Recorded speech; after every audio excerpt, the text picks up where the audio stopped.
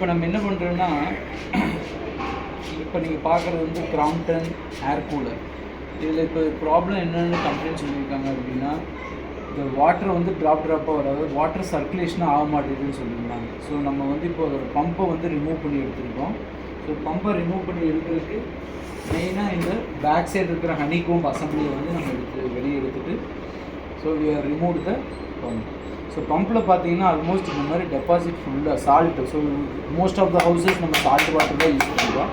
So இந்த salt வாட்டரோட deposit பார்த்தீங்கன்னா இவ்வளோ இருக்குது ஆக்சுவலி. ஸோ இது என்ன பண்ணுன்னா வாட்டர் சக்காகிறது ஒன் சைடு தான், அதாவது இம்பல்டர்னு வச்சுக்கோங்க. இந்த சைடு தான் சக் ஆகிட்டு இந்த டியூப் வழியாக ஃபுல்லாக சர்க்குலேட் ஆகும்.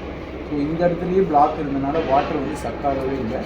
ஸோ இப்போ வந்து நம்ம அந்த அசம்பிளி மட்டும் எடுத்துகிட்டு ஃபுல்லாக க்ளீன் பண்ணிவிட்டு தென் வாட்டர் ஃப்ளோ செக் பண்ணிவிட்டு மோட்டர் வந்து பம்ப் ஆகுதான்னு செக் பண்ணிவிட்டு தென் அதர் தேன் தட் இந்த சால்ட் இங்கே எல்லாமே பிளாக் ஆகிருக்கும். அதாவது இந்த ட்ராப் பை ட்ராப்பாக அந்த ஹனிகோம்பில் இருக்கிற வாட்டர் அவுட்லெட்ஸ் எல்லாமே பிளாக் ஆகிருக்கும். அதை வந்து நம்ம ஒரு ஏர் அல்லது சம் அதர் பின்ஸ் யூஸ் பண்ணி ஃபுல்லாக க்ளீன் பண்ணிவிட்டு வாட்டர் ஃப்ளோ செக் பண்ணிவிட்டு அதுக்கப்புறம் நம்ம க்ளோஸ் பண்ண போகிறோம். ஸோ நார்மலாக ஏர் கூலர் என்ன அசம்பிளின்னு பார்த்தீங்கன்னா, ஒரு வாட்டர் பம்ப் ஒன்று இருக்கும், இது வந்து சர்க்குலேட்டிங் த வாட்டர், அது வந்து ட்ராப்பாக இந்த 3 சைட்ஸ் ஆஃப் த ஹனிகோம்பில் விழுகும். ஸோ அந்த பொரஸ் வாட்டர் அந்த சின்னஸ் தான் வந்து இந்த ஃபேன் வழியாக நமக்கு த்ரூ ஆகுது. ஸோ இதுதான் ஒர்க்கிங் பிரின்சிபிள் கூட. ஜஸ்ட் என்னோட நாலேஜ் நான் உங்களோட ஷேர் பண்ணிக்கிட்டேன்.